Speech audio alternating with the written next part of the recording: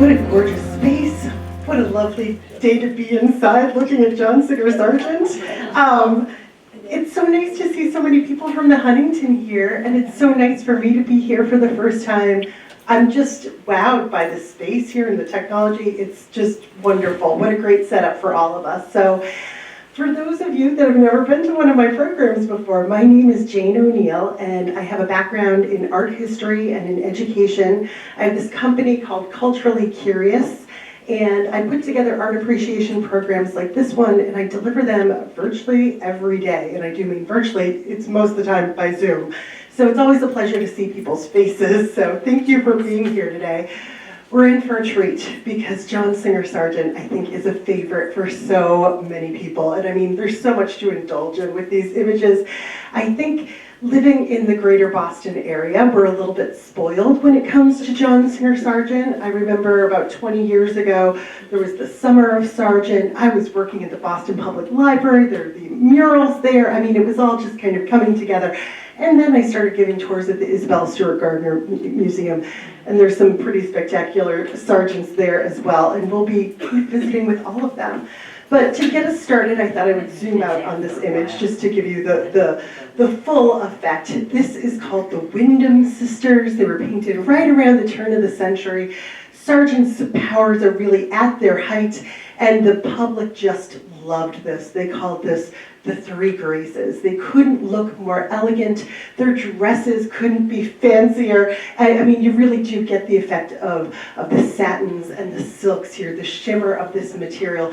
And don't they just look like they belong on the cover of Vanity Fair? They look so almost painfully elegant here. I mean, this is a sort of unusual format for a family portrait, isn't it? I mean, nobody's smiling, nobody's really touching each other. It's just an opportunity essentially to show how wealthy and beautiful you are, and that is where John Singer Sargent shines.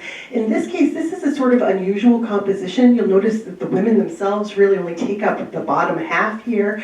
The rest of it, even though it's in shadows, were opportunities for him to kind of call out their distinguished heritage. These are old family portraits here. So in addition to being rich, they come from old money, the right kind of money, right? So let me give you a sense in terms of how we'll spend this next 45 minutes to an hour together. We're going to start off with an introduction to John Singer Sargent, a quick little thumbnail of his life, and then I'm going to talk about how in the early years of him sort of starting his career, he became a kind of cultural chameleon. We'll see how he kind of skips around Europe a little bit and absorbs lessons from different regions, and then, you know, takes them on as his own. His business as a portrait painter really sort of catapults into the stratosphere because he keeps developing all these friendships with people in the right places. We'll touch on some of his major public works. I mentioned the Boston Public Library before. Finish up quickly with his watercolors. There's so much to cover here. But I wanted to make sure I included her somewhere in this PowerPoint today because she is my all-time favorite. This is a woman who can level you with her gaze, right? I mean, that is one impressive look on her face. And Sargent matches it with the way he's painted this big lavender sash here and just the virtuoso brushwork of her skirt. I always just thought that she had this commanding presence. I read recently that she was just sick and she was bored with the posing. So easy to misinterpret these things, right? So I think if you're anything like me, you really love these gorgeous portraits that Sargent created of all of these gorgeous women in very impressive dresses. Sometimes the stories behind them are not as exciting. What I've tried to do today is really stick as close to Sargent as possible, but I've inserted as many images like this along the way as little title slides so that we still get all the great fashion and the great expressions here. So let's get started with an introduction to the artist. This is such a gorgeous portrait of Mrs. Henry White. Look at the way he's rendered this dress. And of course, she looks about 6 feet tall here too. We've got a quote from the artist, "The thicker you paint, the more it flows." And that is certainly true when it comes to Sargent and the way he approaches painting. So here he is as a young boy with one of his sisters. He had a pretty untraditional childhood. His family was sort of based out of Boston, but his parents were expatriates and they decided to live their life as wealthy nomads in Europe. So that was his upbringing. He went to the major cathedrals. He went to the major museums, and along the way, he's picking up all these different languages. He's developing a real love for literature. His mother's teaching him some watercolor. His father's teaching him some anatomy. And so by the time he's 18, he has this kind of classical education, and he is ready to attend the École des Beaux-Arts. He's ready to go to the best art school in Paris. So his whole family moves there to help him along. Now when you go to the École des Beaux-Arts, you're going to learn about things like anatomy, perspective, drawing. He wanted to balance out that education, and so he started to also apprentice under this artist whose name is Carolus Duran. And Duran painted images like this one here. These were considered very modern images for the time, I should say, too. This kind of bravura brushwork that you see here, where you can see the brushwork itself, but it still creates this very satisfying illusion of the materials that wealthy people had in their clothes. This is exactly what John Singer Sargent wanted to learn, and this was not what they were teaching in art school at the time. So he studies under Carolus Duran. For all intents and purposes, they have a great working relationship, and really when Sargent is done with his studies, he creates this portrait of his master, which is at the Clark Art Institute in Western Mass. And you can see, I mean, he really nails it, right? This is like a great graduation, proof that I have learned everything my master could teach me kind of image here. And we see really what we're going to see of Sargent throughout his career, a real sensitivity when it comes to painting faces, hands, that sort of thing. But when it comes to the clothing, there is this kind of wonderful buttery brushwork here. And this is the type of painting that his master had taught him here. It's called alla prima, and it doesn't sound revolutionary to us today, but the concept here is that you don't do any preparatory drawing, you don't do any underpainting, you just load up your brush with as much paint as you can get on it, and you just start working it. So that's how you get this incredibly thick, sort of wonderfully rich brushwork that we see over here. Along the way, we'll also see that there's always critics when it comes to John Singer Sargent, and in this case, they thought he made his master look a little too devilish. So he's got this kind of caricature over here as a criticism. Now, to sum up John Singer Sargent, his life, his career, I told you this was a real thumbnail sketch here. We have a portrait of him from around the age of 20, and then another one from around the age of 50. You can really see how his style evolves and sort of gets perfected during that time. It's a very productive life. I believe he paints about 900 oil paintings over a 50-year career. And of course, he's best known for these images that he created of the most wealthy. He maintains his connections to the Boston area. This is John Singer Sargent painting in the Isabella Stewart Gardner Museum, using Mrs. Gardner's Gothic room here and painting the portrait of Mrs. Warren Fiske that we can see over here that is in the collection of the Gardner Museum today. I love this little outtake where you can see him just turning around to smile. So he was somebody who became famous during his lifetime for his well, obviously for his paintings, but also for this outsized reputation that he had. And he was a man who enjoyed a good cigar, a good steak, so you can see that caricature artists just kept making that waist expand. The bigger his reputation, the bigger the body. So it might not come as a huge surprise that he died of cardiovascular disease, but died very peacefully in his sleep at the age of 69. He never got married, he never had kids. He lived the same kind of nomadic life that his parents led, but he did have a very close circle of friends, and we'll be seeing some of them along the way. So let's turn our attention to Sargent as a cultural chameleon, somebody who traveled around, especially early on in his career, and absorbed as much information and sort of stylistic influence from various regions. So this next quote sort of relates to what we were just talking about. No small dabs of color, you want plenty of paint to paint with. So that goes back to that idea of alla prima painting. When I look at this image, and this is a very early John Singer Sargent painting, the incredible way he's rendered this lace at the front of her dress, the beautiful colors here that are popping, especially that blue, it's such a gorgeous gorgeous portrait. I mean, who among us wouldn't want to resurrect John Singer Sargent and force him to paint our portraits and make us look that good? It's sort of the 19th century version of a glamour shot, isn't it? So right after John Singer Sargent leaves the studies with Carolus Duran, he travels around northern Africa and goes to Tangier. And while he's there, he hires a model and creates this image that is called the Smoke of Ambergris. He's a very young man. He's in his early 20s when he paints this image. And people thought it was an incredible success. First of all, we've got a real kind of showstopper in terms of the palette here. This is, for all intents and purposes, just a white painting.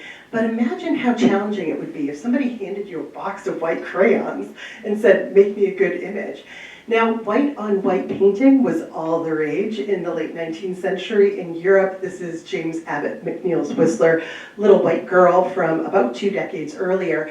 And that's what really started this trend of artists saying, I'm going to really impress you by creating an image that's almost entirely monochromatic. So those are the footsteps that Sargent is following in over here.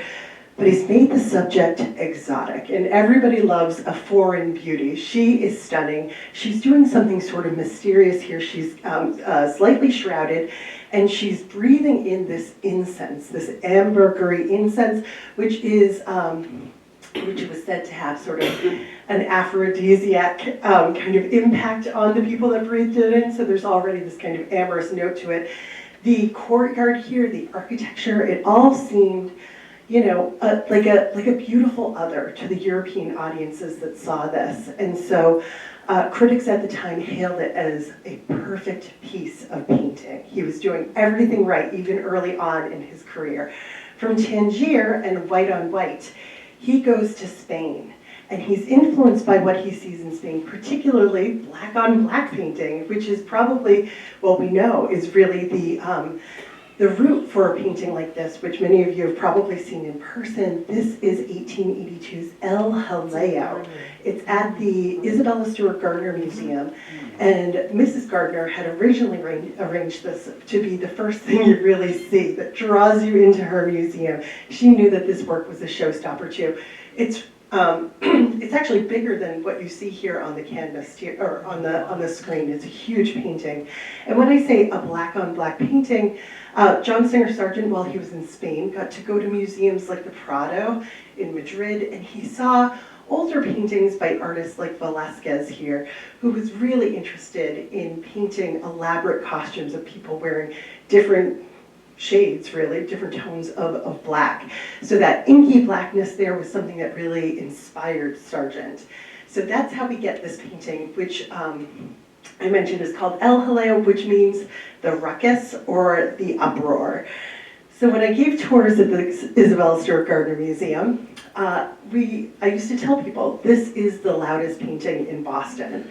So what are some of the things that your eyes tell your ears to hear?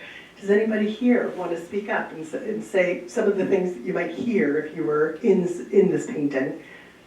There's a good guitar. The clicking of the castanets, maybe, in her hands. I think I heard something else over here. Stamping of feet. The stamping of feet, that's a huge part of this kind of dancing. Flamenco dancing, it's all stamping. Anything else you might hear?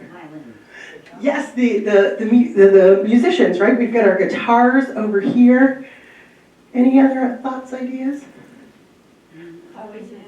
Voices, absolutely. And that is, I think, part of the key to understanding and appreciating this. You know, little kids on tours always thought he was sleeping, but he's actually the loudest person in this picture. He is bellowing. He's got this big guttural, like a wail in this moment. Now, John Singer Sargent also wanted to tell us another sound that was in this room, and he goes about it in a really interesting way. I told you he was in Spain. He had the chance to go to caves where prehistoric man had been painting on the walls, and he was so inspired by that. Notice over here, we've got this little red on the back wall here. We've got a bull. We've got a handprint. So he's giving us a little signifier of what he's experienced while he's in Spain. And if we move to the other side of the painting, over the heads of these women who are sort of cheering on their friend who's dancing. You can see the word ole, ole, again and again. So in addition to the stomping, the castanets, the wailing, you can imagine everybody in that room screaming out, ole, ole. This is a pretty wild thing to do for an artist in the 19th century. I mean, we have Picasso using collage and using words in his paintings 25 years after this, 50 years after this, and people thought, wow, that's wild. But John Singer Sargent was doing it pretty early on. He had a wild sensibility here.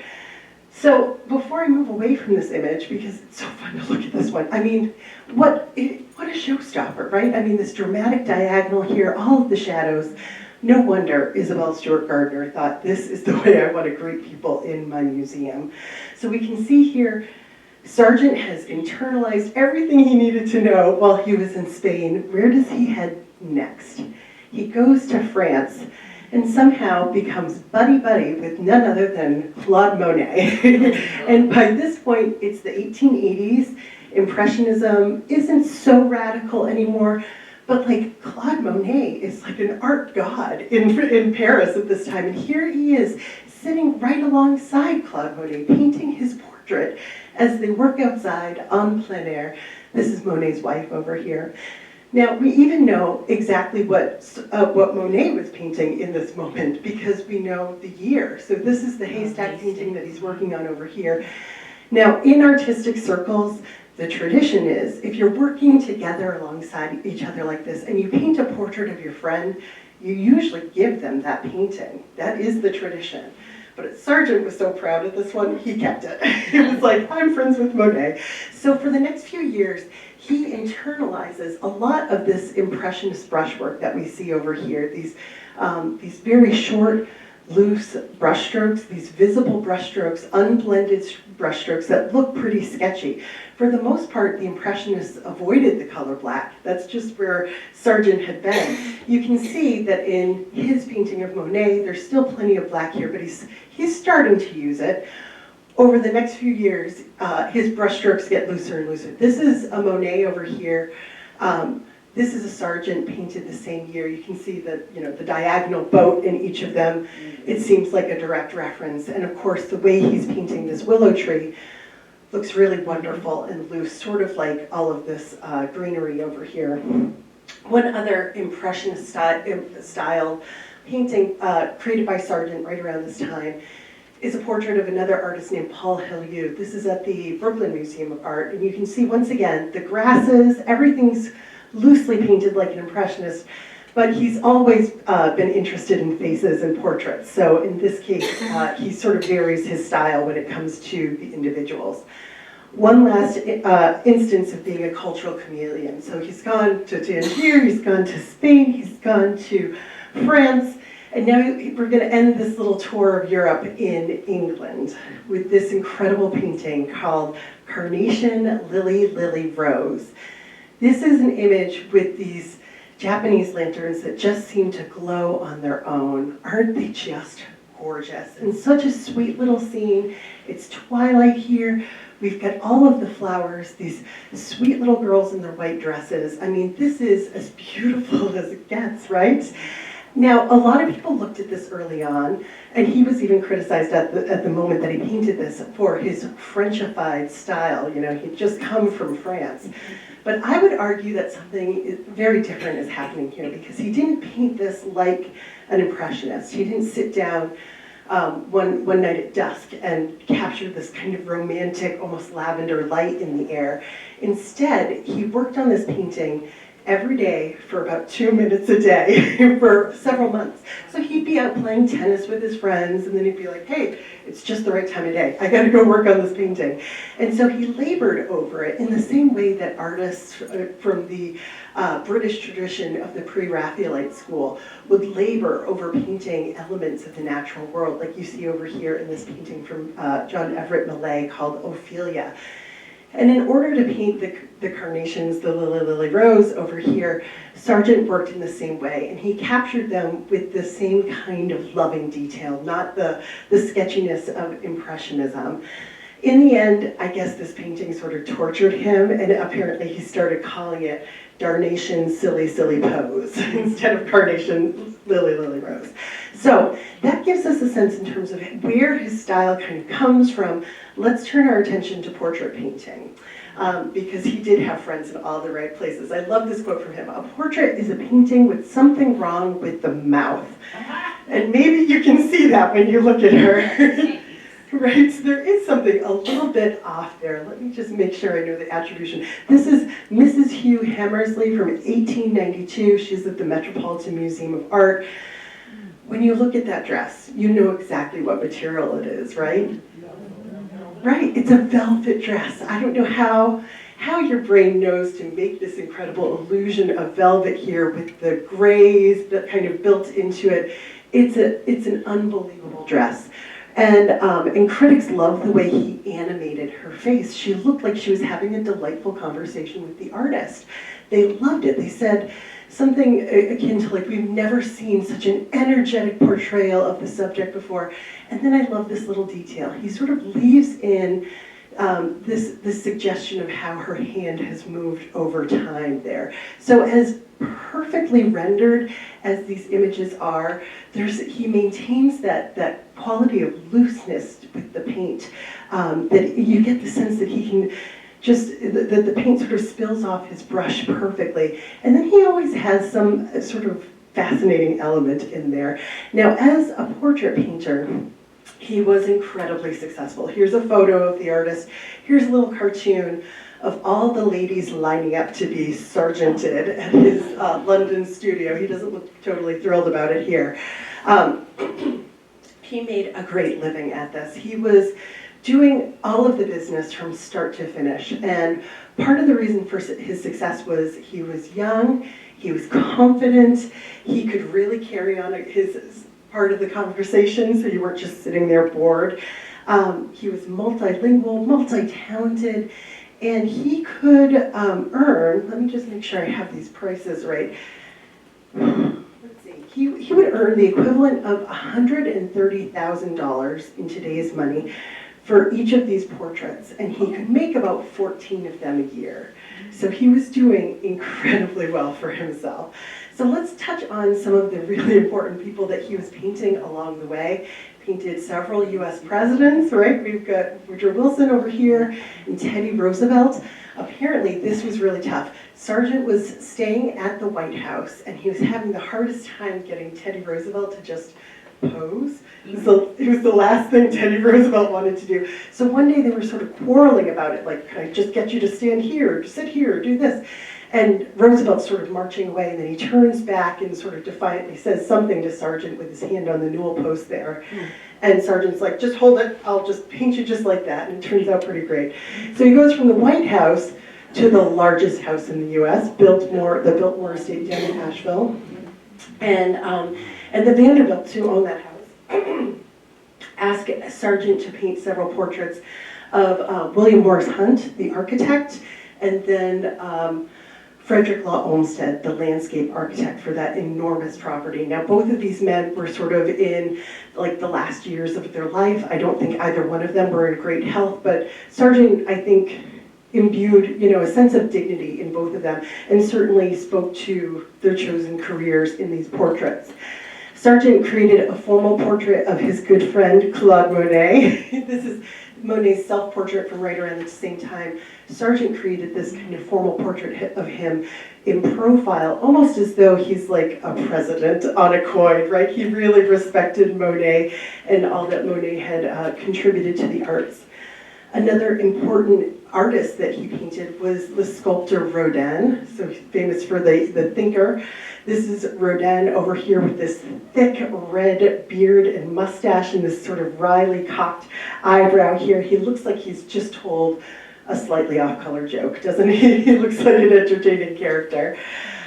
Sargent also painted notable people in literature as well. This is his portrait of Henry James from 1913. So Henry James is the author of The Wings of the Dove, The Turn of the Screw, and he had just been nominated for the Pulitzer Prize in Literature when Sargent painted this. It's such a stunning portrait. It's really a regal portrait. And when we compare it to a photo from the time period, you can see that Sargent really does give his subjects a little bit of a glow up.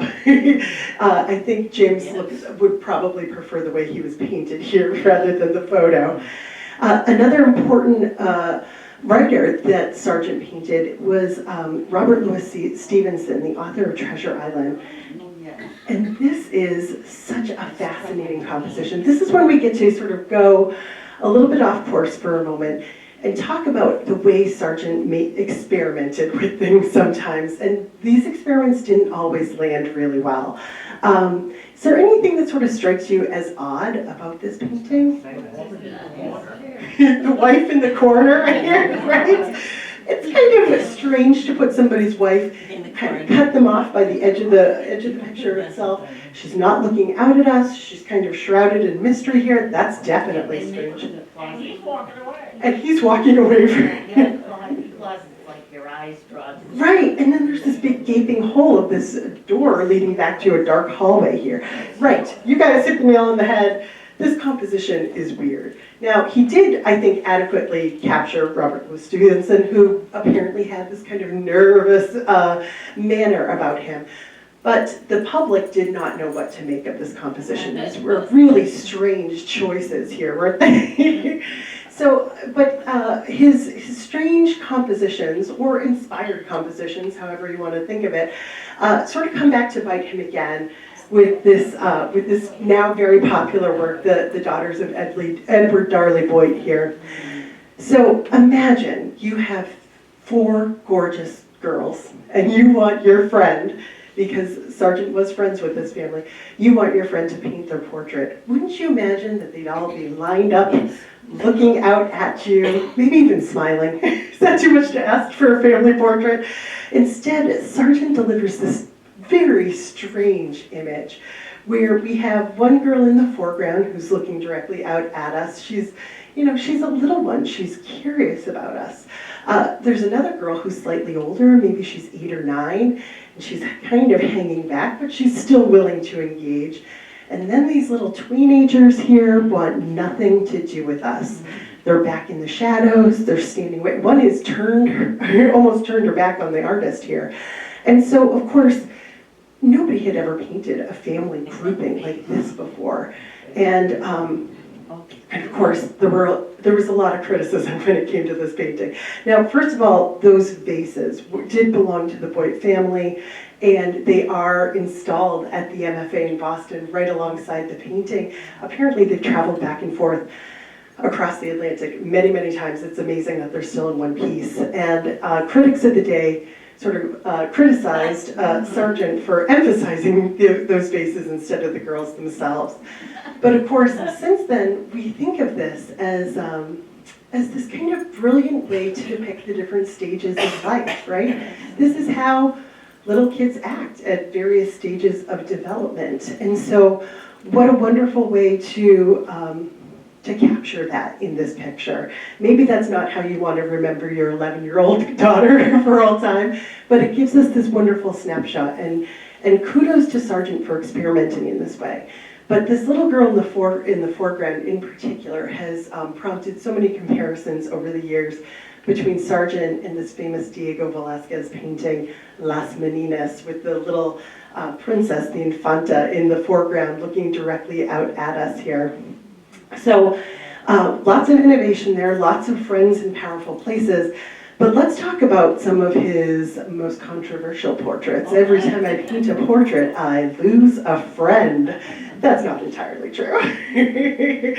So Sargent had a few very controversial paintings, and this was among the first. He was very young when he painted this portrait of Dr. Potsy at home. Sargent was 25 years old. This was his first portrait of a male subject. Imagine painting this when you're 25 years old.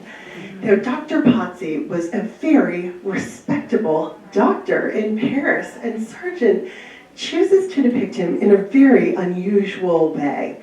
Most people would probably paint him sort of looking like this. This is a photo of the doctor. Why not make him look like a professional doctor? Instead, he's essentially wearing a house coat, a bathrobe. It seems very, stunningly informal, maybe even slightly inappropriate. And Sargent made him look pretty sensual. So we're going to dig into this for just a moment. Dr. Pozzi was sort of famous for his elegant hands and his long fingers. Notice how he's sort of fiddling at the top of his robe here, almost as though he could rip it open at any moment. His other hand is really hanging off of this little belt rope that he's wearing. So another sort of suggestion that that robe could just fall open at any moment. This drove people wild. This was the kind of thing that it was too racy for a lot of people. So Dr. Pozzi got him into a little bit of hot water, but really nothing compares to her, right? Madame X, the famous painting, Madame X. And this is probably the painting for which Sargent is best known because it was such a huge controversy at the time. So with this portrait, he was painting a woman who was also an American expatriate. So she had moved to Paris, she had married well, and she became known for her beauty, but it was really considered an unusual beauty. All of the artists of the day wanted to paint her. Sargent described them, these artists, as stalking her like a deer. They were all just so drawn to her. And the commission goes to Sargent. I believe he's 28 years old when he creates this painting. And so he spends the better part of a year sketching her, meeting up with her, having her pose in different ways. And the process took so long because of what he described as the, I want to get this quote right because it's so great, the unpaintable beauty and hopeless laziness of Madame Gautreau. So we see her lounging around quite a bit here. What a life, right? Wow. So in the end, he's moving closer and closer to this idea of her wearing this very tight dress here with this kind of sweetheart neckline. And then eventually we get the finished work here where it has these sort of beautiful jeweled straps. This is probably like a whalebone corset here, so there's no hope of that dress falling off, right? And it's got this sleek black silhouette to it, and she's standing in this sort of interesting way, where her face is in profile, her arm is sort of twisted backwards, really sort of spotlighting this elegant beauty of hers. It's sort of an unusual profile, but it's still really striking. Her skin is so pale, it's practically lavender. And of course, the scandal at the time was the issue with the strap, because initially Sargent had painted one of those straps falling down off of her shoulder, and people could not handle that. Here she is, an American, doing this sort of thing, and it was just considered unnecessarily sensual. It's like they both just pushed it a little bit too far. Now this is a little bit of a dated reference, but I think it helps people understand. This was probably 10 years ago at this point, but Angelina Jolie was on the red carpet for some big award show wearing a very similar dress one year. And it became this joke because every time she posed for a picture, she'd stick out that leg. And it was so much flesh, right? And people began to laugh at it because it was unnecessary. Like, she's already beautiful. We already know she's got a gorgeous figure. You don't have to show that much leg, you know? So there was the same idea when it came to Madame Gautreau or Madame X with the strap here. And of course, always the critic here insulting the dress, insulting the profile, all of it. But she was pretty mortified by the response, as was Sargent. He actually kept the painting in his collection for the next 30 years or so, and then ended up selling it to the Metropolitan Museum of Art and said, I suppose it's the best thing I've ever done. Madame Gautreau actually, that's her actual name, Madame Gautreau, not Madame X. She actually had her portrait painted several other times. I love that another artist had created a portrait of her with her dress falling off. But I think hands down, Sargent did the best work on her. So one other very controversial painting I wanted to introduce you to is his portrait of Isabella Stewart Gardner. So people in the greater Boston area tend to know the name because, of course, she founded the museum down on the Fenway. Here she is in a photograph from roughly the same time. She's just essentially on the eve of her 50th birthday when this was painted.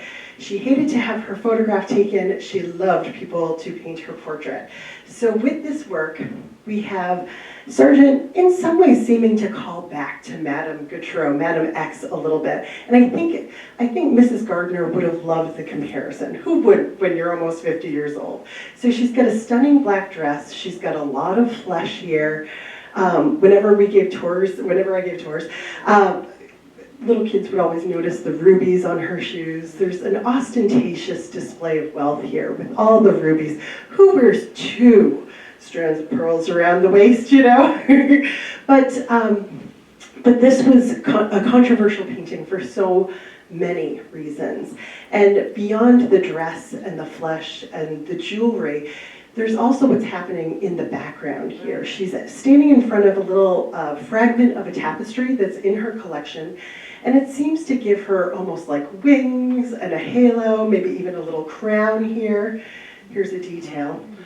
And she didn't have the reputation of being a saint in Boston, so when this was exhibited in 1888, it caused such an uproar that her husband asked that it never be displayed publicly again for the rest of his life. And she honored that, and she even went beyond it, and she never displayed it again publicly for the rest of her life. So it wasn't until like 1924 or something could you enter this room in the Gardner Museum, which had already been open for more than 2 decades at that point. So her painting is there now as this sort of natural conclusion to your tour of the Gardner Museum, and she really kind of sets it up as though it's an altar. She puts it in front of this big wooden chest here in a room full of Gothic Madonnas.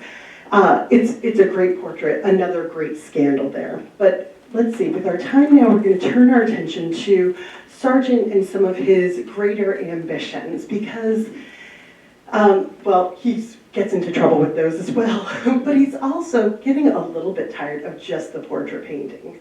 So here is Mrs. George Swinton. How much do you love this kind of iridescent, gauzy material that comes over her arm here? Another knockout of a portrait. Now, Sargent, I said, maintained these ties to the Boston area. And after the Boston Public Library was built in the late 19th century, there was just a really impressive art campaign that was imagined for the interior of the building. The whole building itself was designed to be a palace for the people. It's such a stunning place. So you have this kind of golden sienna marble in the grand stairwell there. You have a cycle of murals on that floor, on the second floor. Various rooms painted by other artists of the day, but Sargent got the top floor, and he got this really incredible space with this kind of rounded ceiling here. And he decided that what he wanted to paint for the Boston Public Library was a cycle of murals called The Triumph of Religion. Sort of a strange subject for a public library, but I think in Sargent's head, this was going to be his Sistine Chapel ceiling. And so you can even see it's kind of the same rounded ceiling type here. And so he's going to take up these grand sort of antique themes related to the entire history of religion. And so we don't have time to sort of go through all of it, but I just wanted to show you briefly that here he is working in his London studio, creating panels that would span across the top of the ceiling over here.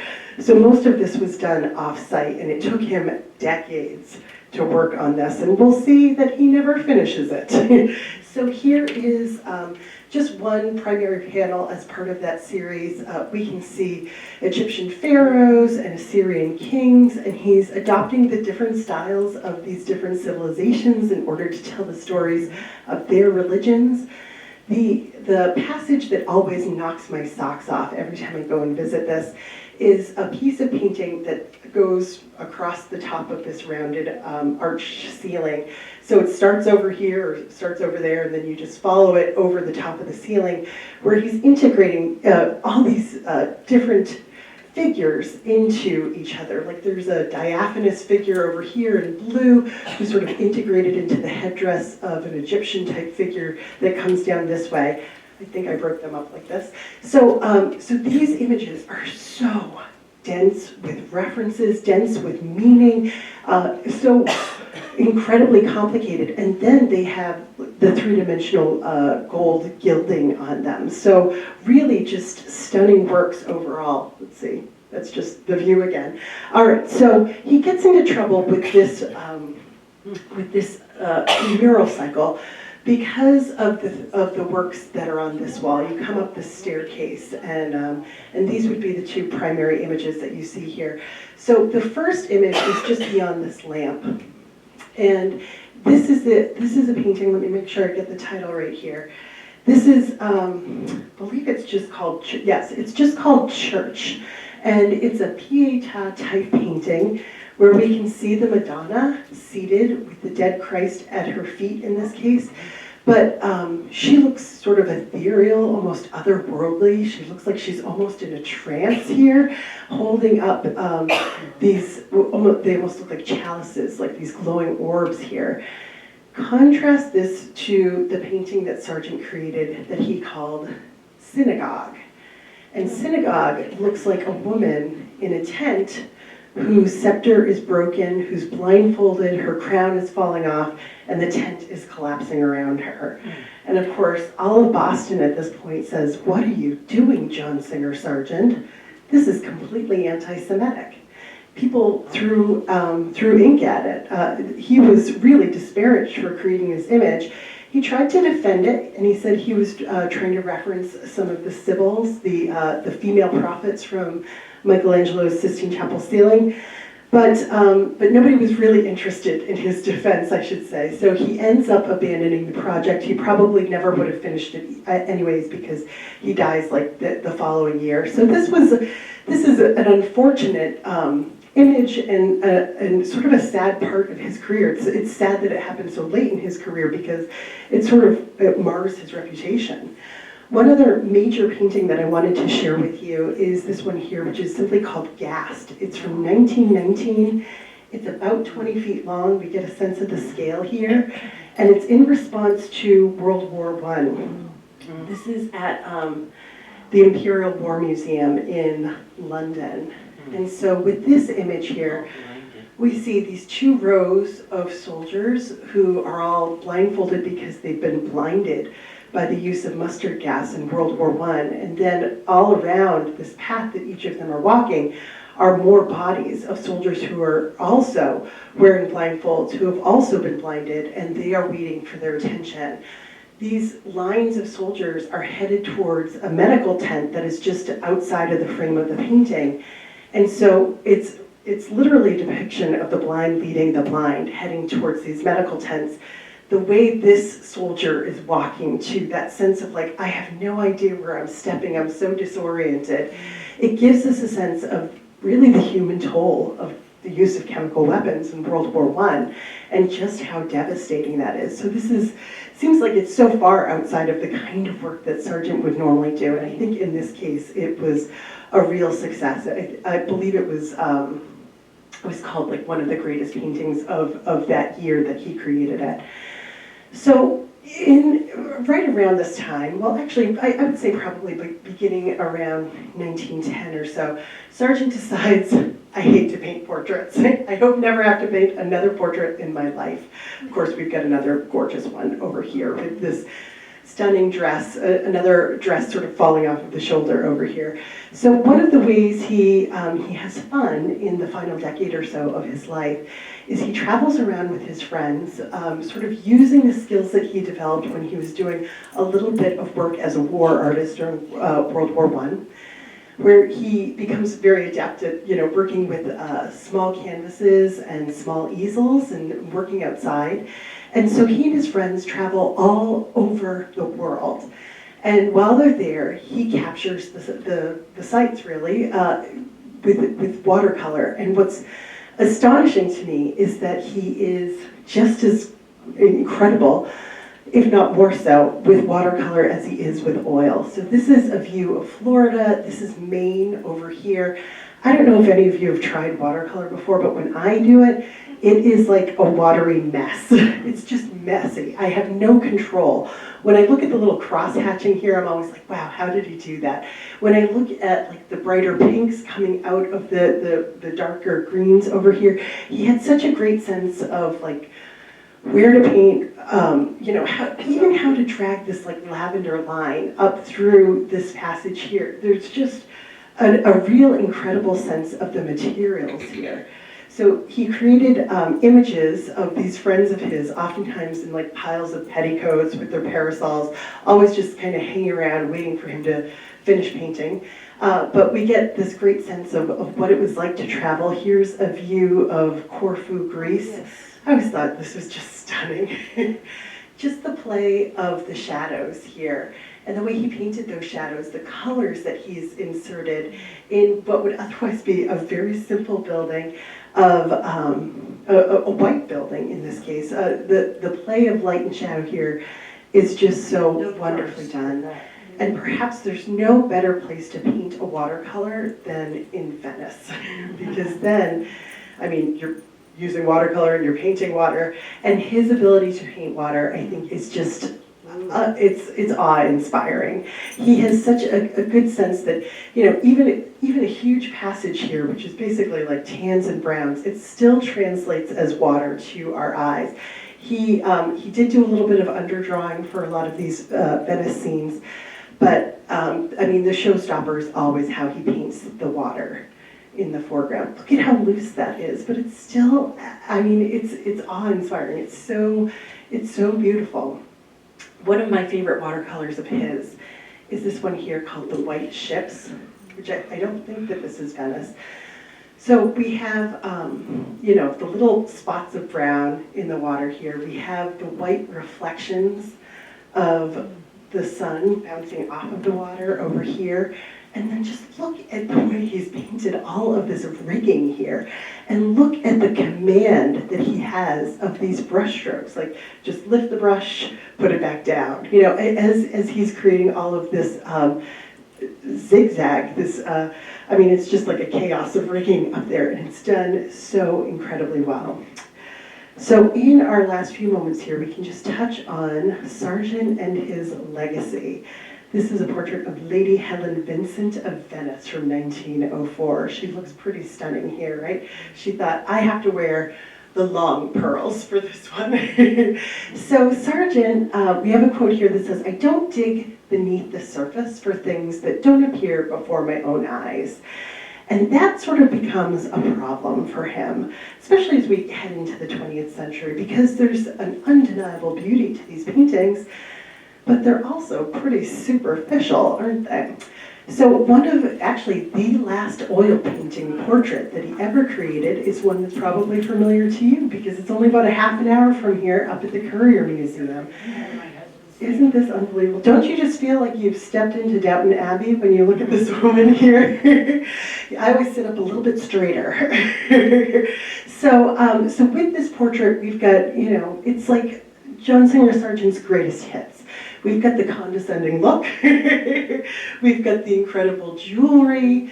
We've got the master brushstrokes in terms of representing this kind of gauzy shawl that surrounds her here, and then the Brevard brushwork here to render the shine of this sort of silky material that she's wearing. She looks incredible. Who would want to be painted this way? But what Sargent was doing at this point in his career, because the year here is 1925, let me remind you what else is happening in the art world by 1925. This seems antique, doesn't it? Yes. So we've got Picasso creating images like this. We've got Vasily Kandinsky painting non-objective art. And even in America, you have artists like Edward Hopper, who are still working in realism, but are creating different kinds of painting that aren't just about the wealth and the aristocracy. So by the time Sargent passes away, critics really come for blood.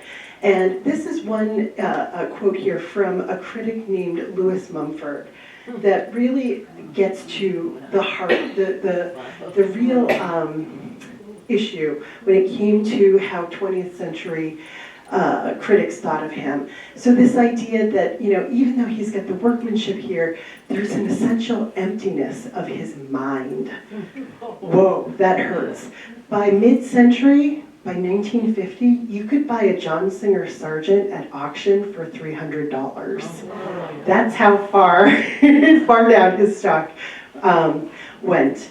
But by the time we get to the 1960s and the 1970s, we've got these cultural revolutions happening in America. This is Norman Rockwell, who I feel like is my bellwether for all things.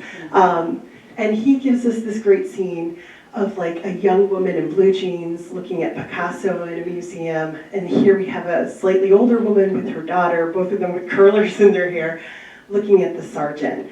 And this sense that it was kind of looking backwards. But, you know, Rockwell has such a gentle touch. He wasn't saying that one was better than the other. He was basically saying, this is the new world where all of these women exist. And by the time we get to Andy Warhol, he gives us a whole new assessment. Sargent made everybody look glamorous, taller, thinner, but they all have a mood. Every one of them has a mood. And of course, Andy Warhol could make everybody cool, couldn't he? This is Mrs. Helen Dunham by John Singer Sargent, and she definitely seems to have a mood.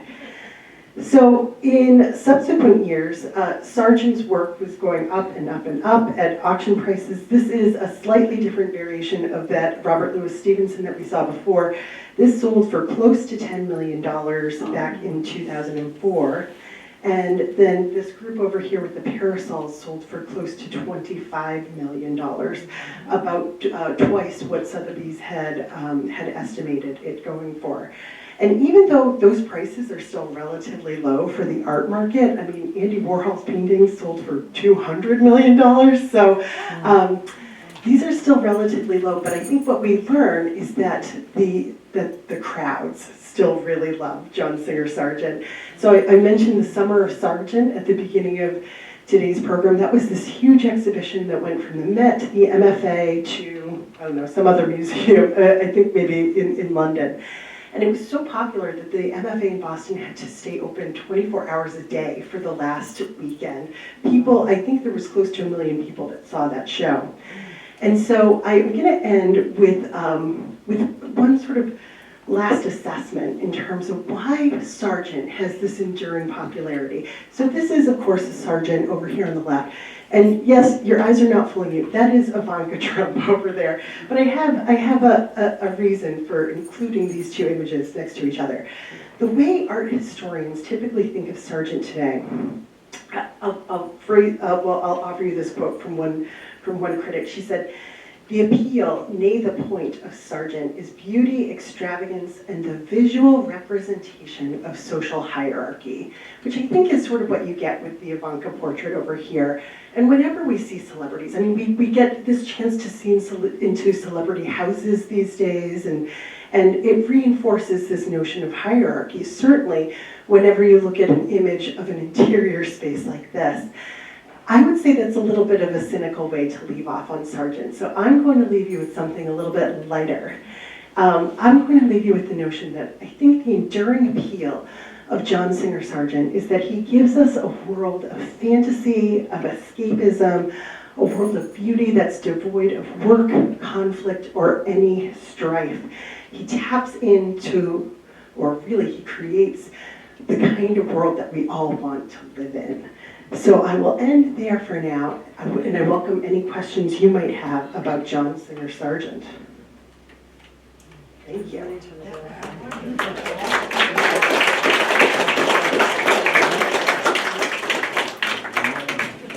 That was a lot for 50 minutes or so. Are there any questions about Sargent? Anything that we saw? I think looking at his portraits and his paintings, there seemed to be a lot of joy in his doing it. I like that assessment. She says, looking at the portraits and the paintings, you can almost get a sense of the joy that he had when he created it. Yeah, especially like, there's always like one part of the painting where you feel like there's a big flourish. And you could almost imagine his sense of satisfaction in doing it. Like, that's just going to be the shine on the dress. Yeah, I like that assessment. Any other questions or comments? Yes? I had a question. I think it was one of the last portraits.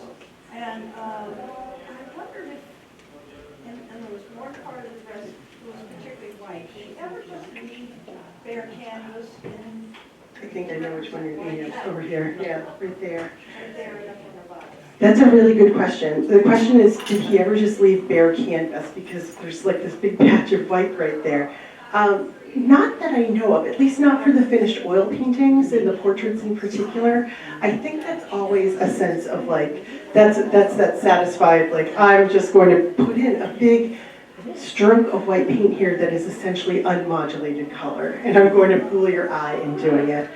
That's where he's really showing off the most, I think. I don't think you'd want to give that credit to the empty canvas.